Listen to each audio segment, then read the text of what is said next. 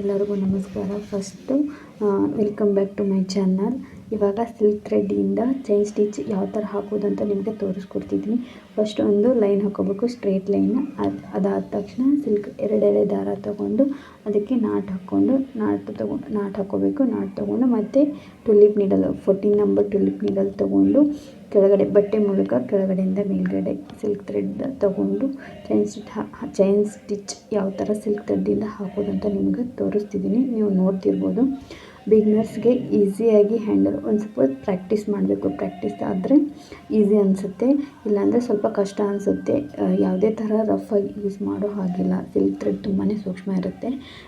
ಜರಿ thread comparatively ಜರಿ thread ಒಂದು ಸ್ವಲ್ಪ ಪರವಾಗಿಲ್ಲ, ಬಿಗ್ನರ್ಸ್ಗೆ ಈಸಿಯಾಗಿ ವರ್ಕ್ ಆಗುತ್ತೆ. ಬಟ್ ಸಿಲ್ಕ್ ಥ್ರೆಡ್ ಆ ಥರ ಇರೋದಿಲ್ಲ.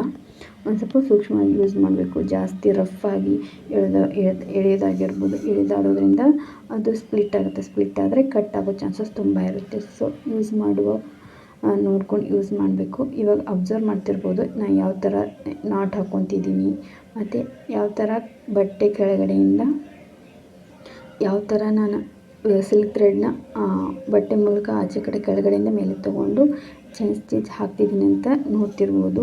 ಬಿಗ್ನರ್ಸ್ ಟ್ರೈ ಮಾಡೋದ್ರಿಂದ ತುಂಬ ಯೂಸ್ಫುಲ್ ಆಗುತ್ತೆ.